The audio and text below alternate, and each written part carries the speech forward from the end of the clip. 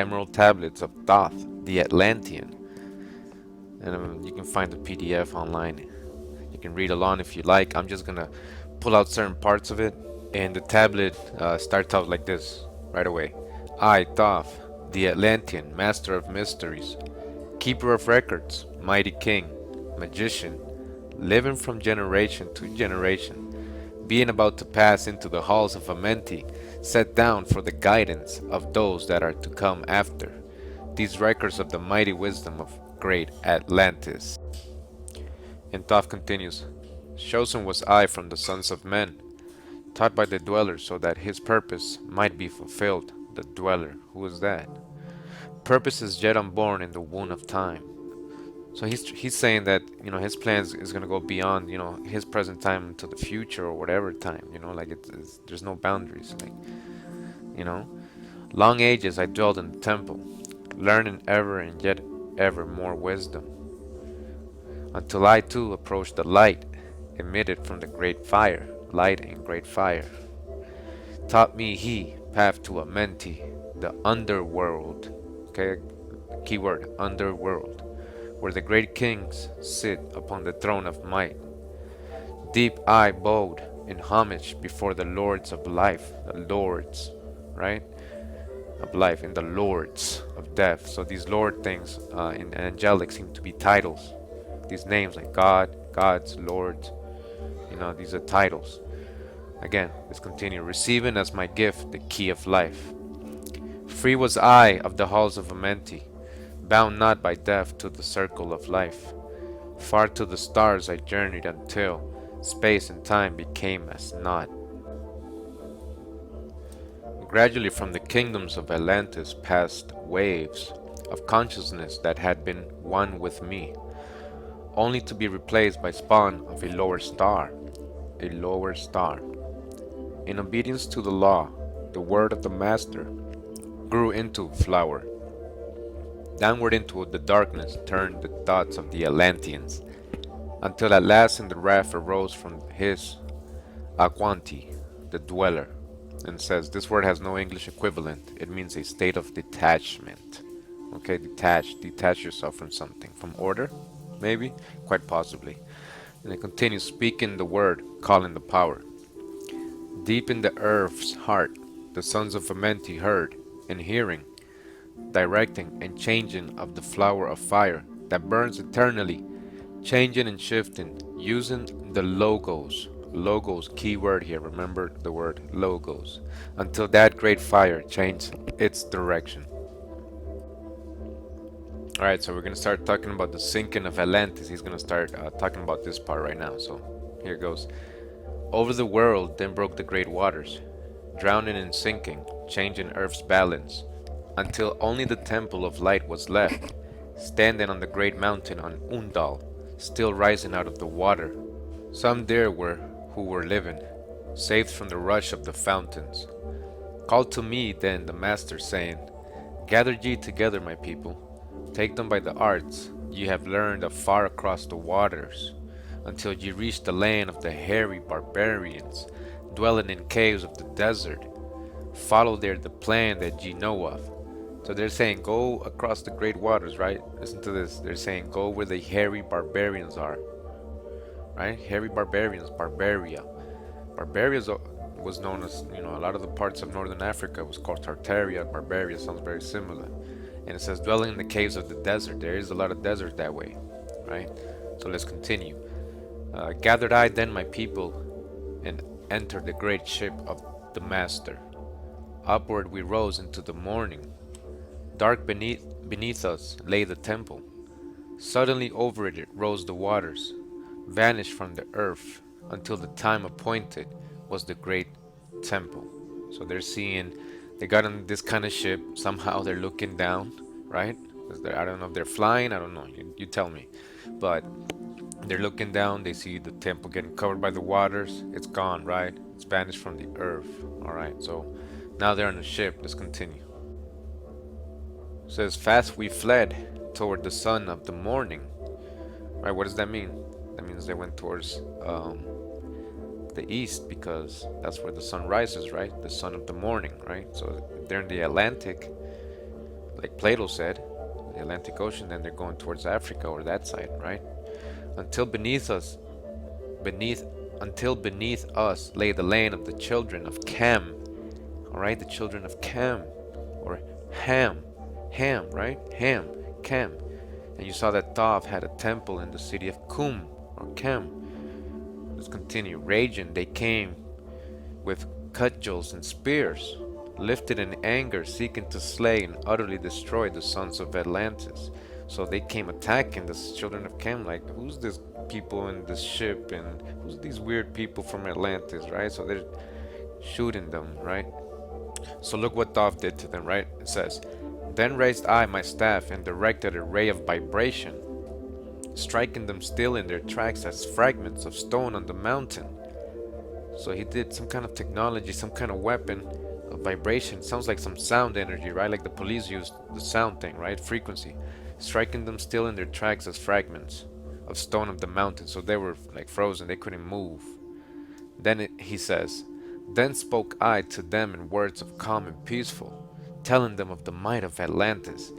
So once he had them in a trance, or you know, in a vibration where they can't even move, they have to pay attention, or they're afraid, right? He spoke to them calm and peacefully, like putting a spell on them, right? Tricking them, saying, we were children of the sun and its messengers.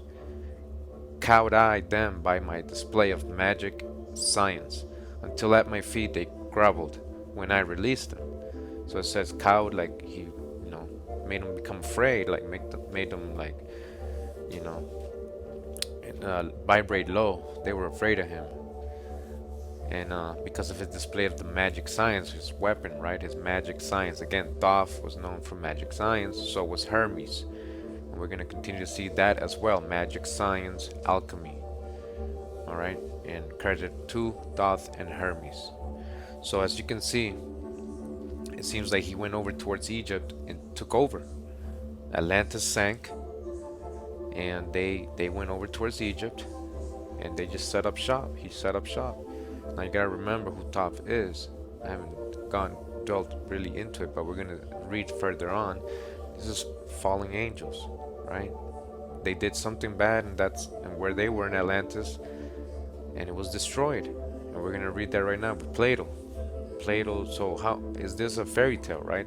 I mean, we historically use Plato. Well, the Greeks use Plato a lot as a philosopher, and he's one of the first ones who mentioned Atlantis. So the story of Atlantis, actually, well, the word Atlantis comes from him, and other Greeks that have talked about it. So here it goes. Atlantis was a legendary island realm of the far west which was sunk beneath the ocean by the gods to punish its people for their immorality, right? Punish. The term Atlanteans was also applied by the Greeks to the Phoenician colonies along the Barbary coast of North Africa, right? Barbary coast. Didn't I just tell you Northern Africa was named Barbary? Where did they go? To the hairy barbarians, right? Thoth says they went towards the hairy barbarians, Africa. Men and the Moors. So I'm going to put it full screen, okay? And actually this is only about a quarter of the tapestry. This tapestry is very long, so I'll show you the full long one today. Well, this is called the Wild Men and the Moors. So this tapestry was formed in around 1440. So I want you to be mindful of that date. Think about what was happening in Europe in 1440. Okay, if we go to the south of Europe, we have the final pushes to basically exterminate and eradicate the Moors. Okay, so in Spain and Portugal, we have the fall of the Andalusian Empire, which is happening, and that's obviously the Moors, who were the black Europeans falling in that area. This is pre any kind of African slave trade, but this is coming to, I would say, the middle ground of the European slave trade, where the Muslims and the Moors would take European slaves often. That's where we get the word Slav from, obviously. So that would have been kind of like in full kilt at this stage in history. And if we have a look at this image, let's really have a look at what we're seeing. Okay, so to the left we have these people called the wild men. Okay, so the tapestry, I think that this is just basically an attempt to show you kind of like what their body hair looks like. So these are very kind of like hairy men, but you can see phenotypically these are essentially Western / Northern Europeans, or modern Western / Northern Europeans. Okay, these are, you know, light skinned, very fair haired people. Okay, and they've got what looks like claws, but it's obviously would have just been kind of unkept nails. These are people clearly who live outdoors. And then we have a Moorish castle here, and the people who inhabit this Moorish castle, as you can see, alternating black and brown, brown, black, brown. Where have we seen that habit before? Does anyone know where we've seen that trend before of alternating black and brown? So you can say alternating shades of black and brown, not painted just in black. Okay, so just bear that in mind, because a lot of people think that black people always depict themselves in jet black, and that's really not the case. Tend to be more artistically aware than that, because most of us have brown skin. So you can see this kind of alternating black and brown, and you can see this is clearly a king and this is clearly a queen. They wear crowns, okay, crowns that we associate with modern European crowns. And actually, I think it was Trill Black. There's a content creator called Trill Black who did a post recently that shows the decapitated head of 4 Moorish kings, which is, you know, it's quite disturbing, but it kind of shows what was happening in and around this time. So you can see this castle. Okay, this is a castle. You can see the 4 towers there. You can see that this castle, and you can see this tower here, is coming under siege by these wild men. Okay, and the Moors, these black Europeans, are defending it. Now, one of the things that I want you to bear in mind here is that we're told that Moor equals Muslim, aren't we? We're told that Moor equals Muslim. Moor is synonymous with Muslim. But you can see here, and from the 19th century dictionary that we read from, if you were on that live stream, there's no mention of Muslim when you look in the dictionary. When I look in that dictionary, and I've got it right behind me, 1827 dictionary, it just says Negro. So they're very clear on what Moors mean. So when people even try and start this argument, oh, Moors were Muslims of North Africa, Europeans knew exactly what Moors were. Okay, Moors were black people. Okay, they were just black people. That's why they were called Moors. There was nothing else to it. They were black people. Okay, and then you could be a Moorish Christian or you could be a Moorish Muslim. And these ones here appear to me to be Moorish Christians. The crown looks like Christian, the kind of crowns that were worn in Christendom, as opposed to Islam. So this is a Christian Moorish castle, okay, coming under attack from these wild men. Now there's a little bit more to this as well, so I'm just going to show you the full one, just so you get a full perspective of what this tapestry looks like. So this is the long one. Okay, let's go to full screen this quickly. So this is the long one. It's not as detailed as the one I just showed you, but you can see the full tapestry here. So here's what we just looked at. Here's the wild men, okay, attacking the castle, okay, full of Moors. Okay, and if we scroll along a bit, we can see the wild men tussling with lions, unicorns, and dragons. Now, this could be literal, but it also could be a communication of what's taking place. Because if you'll notice here, there's a coat of arms, or it looks like a shield that's being broken. I haven't researched exactly what that coat of arms represents, but you know that unicorns, lions, and dragons are all commonly used as animals on coats of arms, and they're not commonly found in Germany, from what I know. Okay, so this might be a depiction of the fact that these wild men are taking over houses of nobility, and these would have been the kind of animals or mythical creatures associated with those houses of nobility, and they're either slaying them or bringing them under control. So that's an interpretation there. Okay.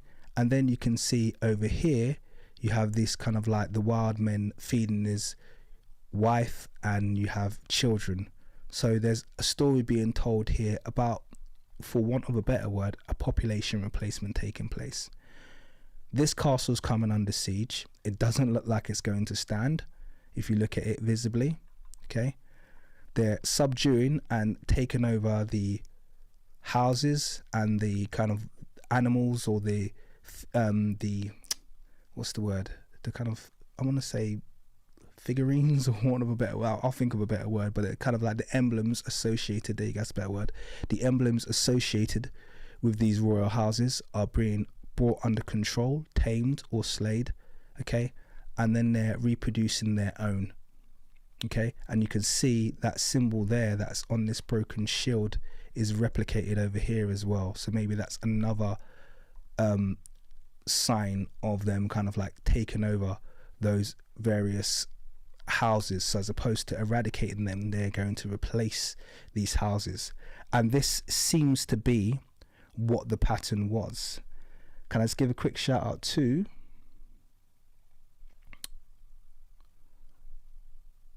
AFO podcast, who says understanding the Moors is critical.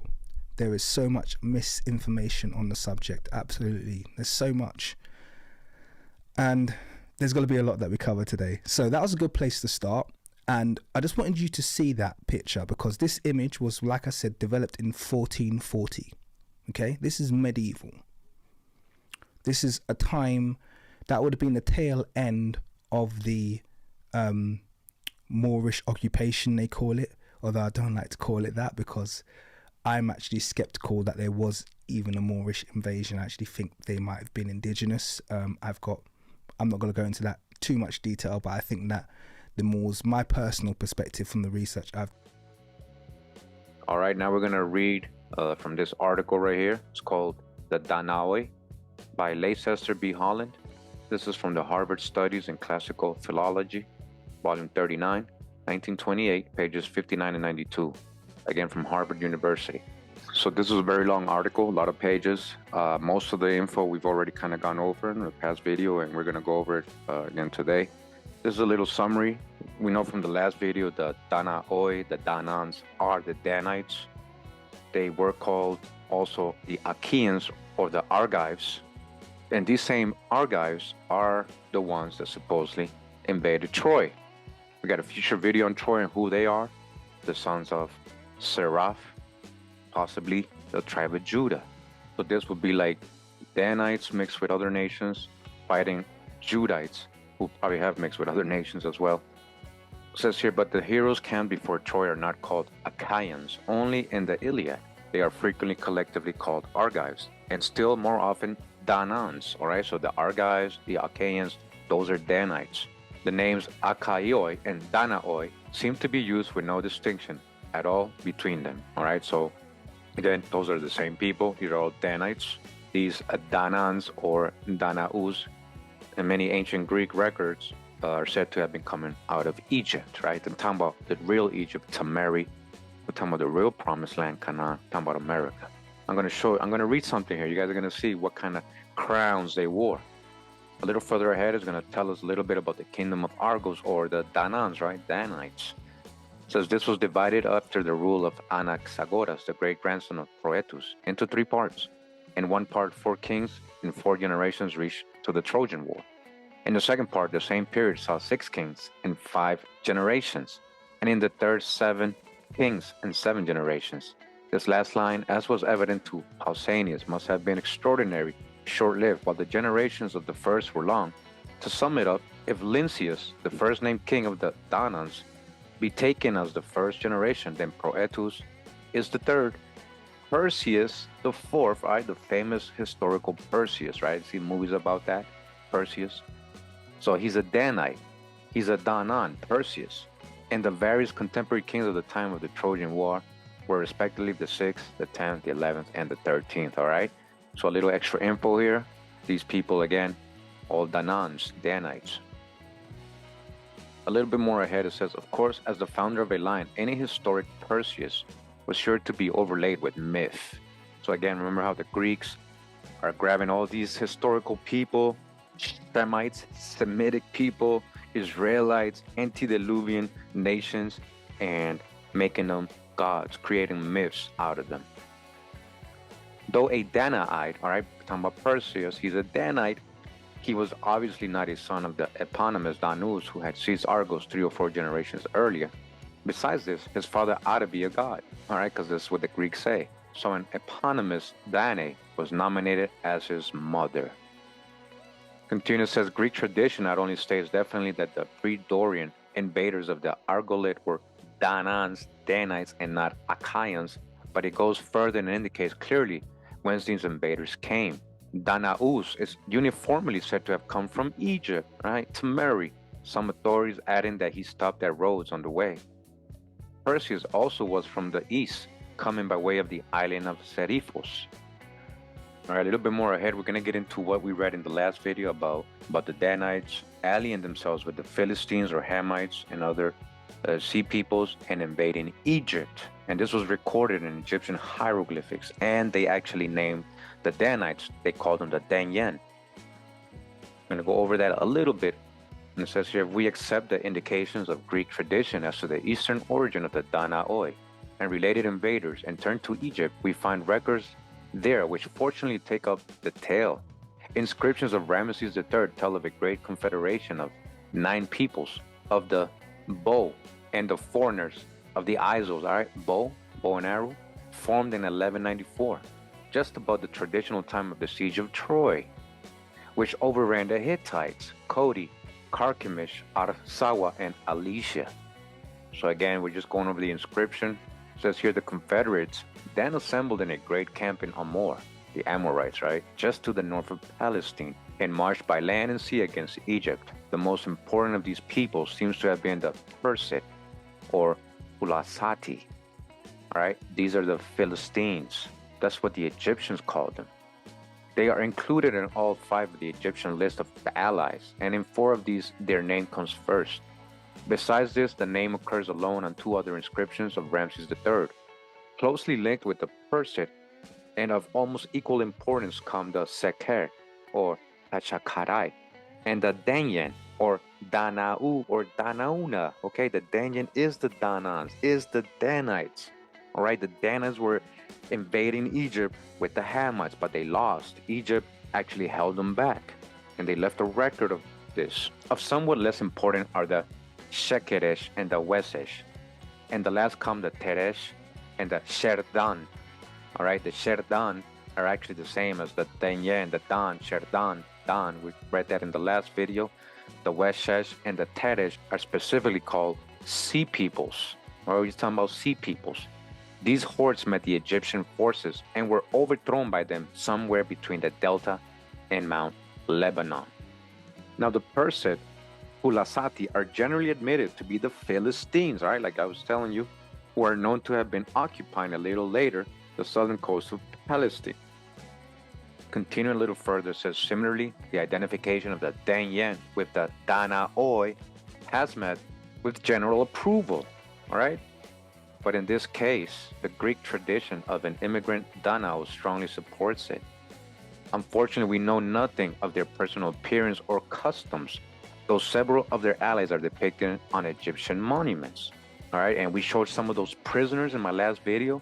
You guys can go check it out, how the Egyptians were drawing their prisoners, the Danites and the Philistines, when they invaded.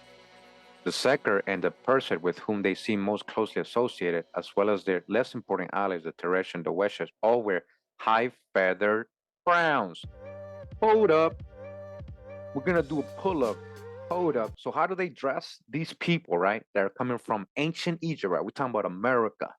We're talking about real ancient navigating Americans, right, that were invading these Aegean or Greek isles and the empire of Egypt.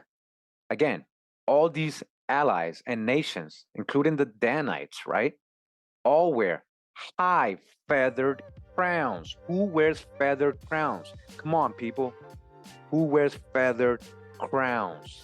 Who are they always depicting with feathered crowns? where did that style originate? You already know, okay? That's a big one right there. They all wore high feathered crowns. A little bit more ahead, it says it is impossible to say how widely the feather headdress was to be found in the late Bronze Age. The Faestus disc shows heads with a crest which somewhat resembles this crown, but the land of origin of these hieroglyphics is unknown. They don't know it's ancient America. Who wears heathered headdresses? Come on now. It is generally held that they are not Cretan. A silver rhythm from one of the shaft graves at Mycenae represents a group of naked warriors defending their town from the attack of sea raiders. According to Hall, the defenders wear feather crowns. Again, the defenders wear feathered crowns. We cannot be sure whether this object is of local workmanship or an importation from Crete, and consequently cannot tell where the scene is supposed to be laid. At Piscokephalo in eastern Crete, a small terracotta head at the end of LMI has been found which wears a feathered crown, not unlike that of the Perset and Seker, except that the feathers curl in at the top instead of out. This is certainly not a usual Cretan headdress, and this lone example may represent a foreigner. Uh-oh. So where's this foreigner coming from? Come on, guys. He's wearing a feathered crown, feathered headdress. Come on. At a later date, Herodotus describes the Lycian sea warriors in the forces of the Persian king as wearing hats encircled with plumes. Okay, who? The Lycian sea warriors. All of them wearing feathers. Who wears feathers, guys? Come on. Altogether, it seems probable that, like their allies, the Chardin, Shekeresh, and Teresh, the Derden, Seker, and Perset, had once been pirates of the south coast of Asia Minor, who had migrated or established colonies on the coast of Palestine sometime before Ramses III. So I just wanted to point this part out to you guys. These nations, these Danites, all wore feathered crowns, feathered headdresses. Now you tell me where they're coming from.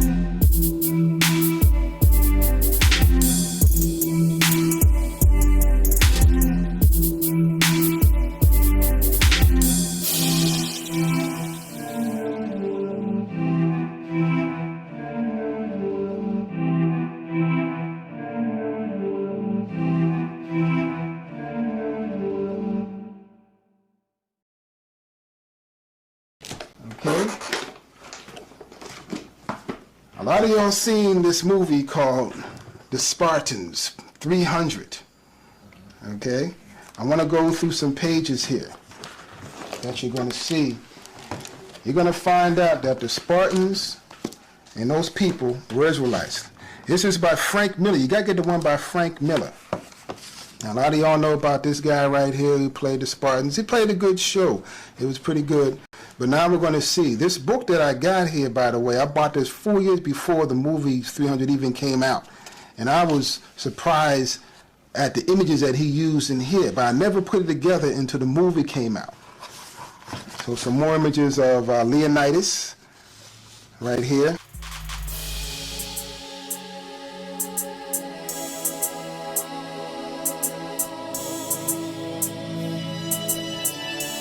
Let's go through this book and see how Frank Miller drew the Spartans and so why he drew them like this. As you see, you can see the braids right here of the Spartan warriors. You can see the L on the shield. All right? Look at this guy, another Spartan warrior. Look, that's a black man right there, you see? Look at the guy got curly hair right there. Some had braids, some had twists, some had curly hair. Look at this right here.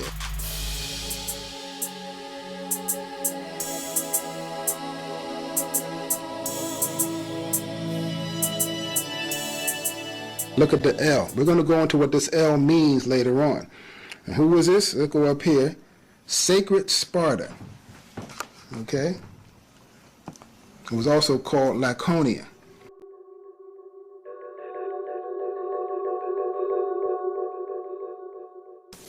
All right, so we're just going to go through a couple pages in this book. Here is, remember the story about the kid, Leonidas, when he was a young kid fighting the wolf. Notice he's a black man.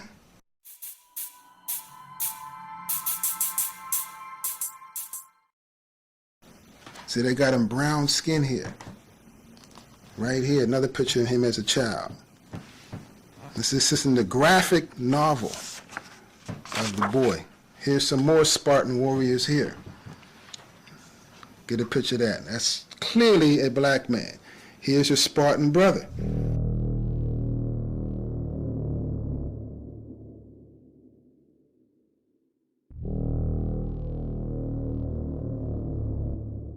Look at this guy right here. That could be a West Indian, that could be a Haitian. This Spartan right here. Okay? This is out of the book 300. How come the movie wasn't done like this? Okay? Let's go through some more pictures here. All right. More black pictures. Just skim through here. Black people, look at this. Look at this sister right here. Black folks. Clearly see their brown skin. Okay? Let's go some more brown skin pictures. Look at this right here. Picture of that. Brown skinned brothers. Look at this brother. He look kind of Indian and Hispanic. These are Spartans, not white folks.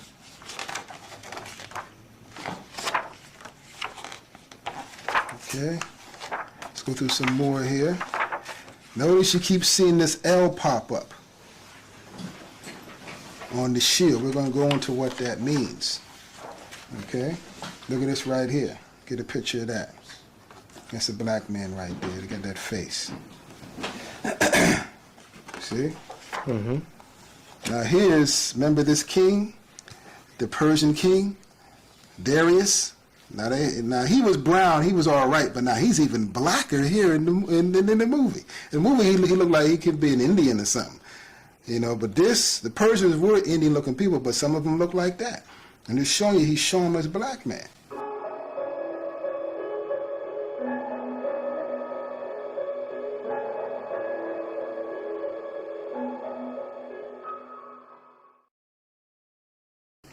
You see, he was a Persian king. Here you go over here. A black man. And he show you this in the movie though, that the Spartans were black people. But I'm gonna show you Frank Miller knew something, and what it is. The history shows that the Spartans were dark-skinned people. They weren't white people like they portrayed them. Here's a boy again. Notice his leg is brown. He's showing him brown. It's clearly showing that this wasn't no pale white boy how they show you in the movie. Okay? So now let's go into why Frank Miller drew these pictures as black people. And how come they're not white? He knew something. He had to make them white for the movie. But we know why that is, because it wouldn't have got out there if he did it like that. Because the common lie is that the Spartans were white people. So he had to go along with the lie. But he did slide it up in here, this way for us who are seeking this knowledge. And through the Holy Bible is the book that we follow. You can't find this being in some of these religions you got on the earth. I ain't going to name them, but you can't go to any religion and find out what I'm about to show you now. Okay, let me find this page. Now look at this right here. Listen to the Bible now. It is found in writing. This is 1 Maccabees 12, 20 and 21. Arius, king of the Lacedaemonians, to Onias, the high priest, greeting. It is found in writing that the Lacedaemonians and Jews are brethren, and that they are of the stock of Abraham. So now you're seeing, this is the Apocrypha, by the way. This is part of the Bible. You can find the Apocrypha was once written in the Bible when King James had it translated from the Hebrew to the Greek. They took it out during slavery, but this is part of the Bible. So speaking about Jonathan, the Maccabee Israelite, writing to his Lacedaemonian brothers, who are also Israelites. Now let's see who the Lacedaemonians are. This is the New Annotated Oxford Bible with the Apocrypha, showing that this is how the Bible is written with the Apocrypha in it, which gives you continuing stories of Ezra in here, continuing stories of Esther, continuing stories of Ecclesiasticus as Ecclesiastes, the Maccabee stories, Judas. You're not going to find them in the Bible. You're going to find them in the Apocrypha, which also the word Apocrypha means hidden books. Now let's go to the same 1 Maccabees 12 and 20, and we're going in 20 and 21, and we're going to read how it's the same thing written in this Apocrypha here, but now this is an annotated one written with other names that mean the same thing. So it says, this is a copy of the letter that they sent to Onias. Judas and Onias sent this letter to King Arius of the Spartans, to the high priest Onias, greetings. It has been found in writing concerning the Spartans and the Jews that they are brothers and are the family of Abraham. So see how it's saying the same thing, but it's saying Lacedaemonians here. You see, it has been found in writing that the Lacedaemonians and Jews are brethren, and they are of the stock of Abraham.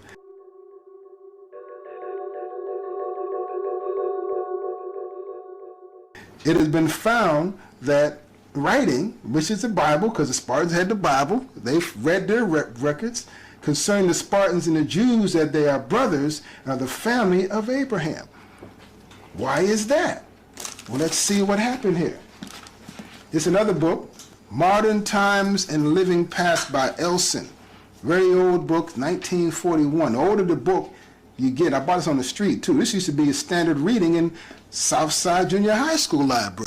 How come they ain't teaching this in school no more? Because the schools are about dumbing down the children now.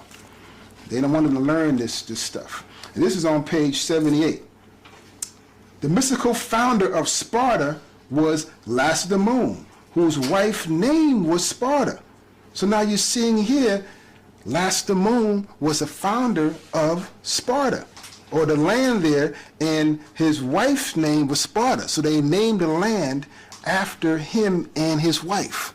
You see, that's who the Spartans were, a black man and a black woman. So now, because we see the Spartans in the book were black people, we're going to go more into it. So this book tells you where this came from. All right? So let's go on through the records. You're going to put it together yourself. This is an excerpt from Wikipedia, the free encyclopedia. You can get a line on this. You can go on a computer and look up Lacedaemon. Okay? You got that? Right. Just let you all just look at that. Now we're going to go to this excerpt, this guy. And this is other books too, but I got this one quick. The Spartans used the Greek letter lambda displayed on their shields as identification for their people. Lambda, L, was used as the Spartans to represent Lacedaemon, the home state of their people. So that's why I told you to be aware of these pictures. Look at the L, representing Lacedaemon, their founder and ancient leader of the Spartans, named after his wife, Sparta.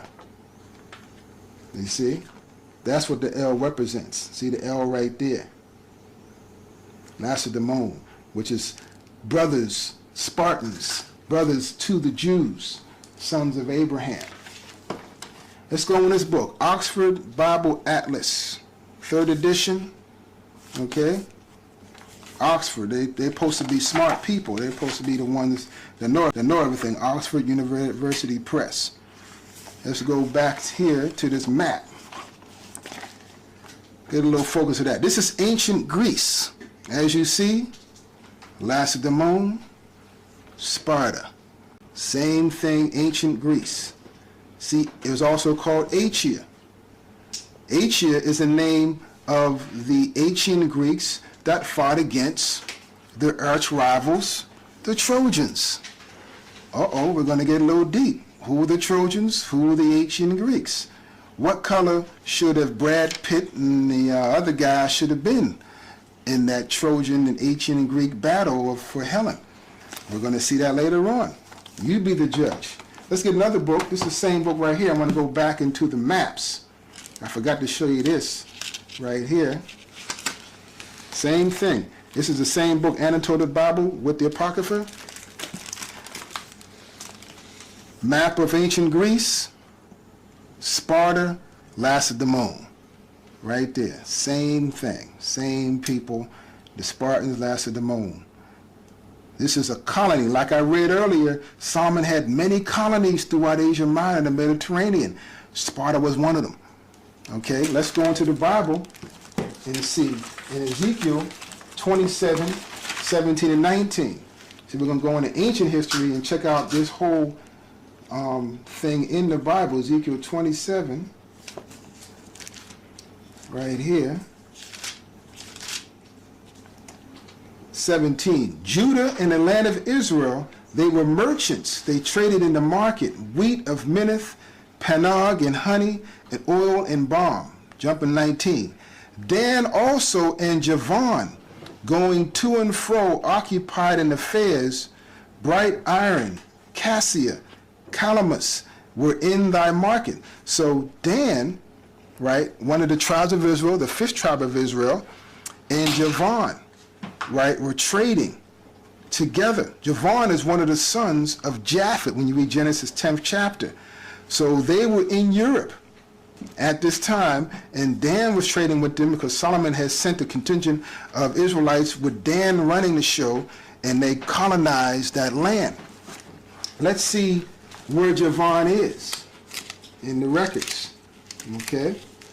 This is going back to the record book. Javan. Where is it at? Area of ancient Greece. Dan was coming from this land of Israel and had a colony in the land of Javan. Javan meaning one of the sons of Japhet who dwelt up in Europe.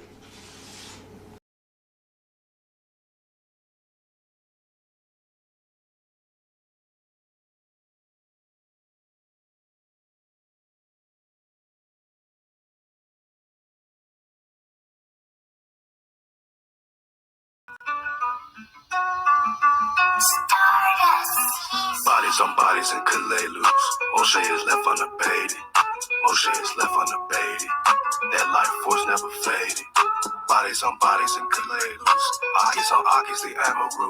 We talking Sylvanus to Texas. Genealogy never connect this. Their hobbies are digging the bodies. Pomegranate, the house of Ramani. Chickamauga was fighting them zombies. Now they digging the bodies on bodies. Knock a body down, knock a found without a trace. Knock a field, body of Moshe. This is reality, right in your face. Rock out with that, you rock out with the way. Only the way. I'ma do wonders of water truth. Bodies on bodies in Kalalus.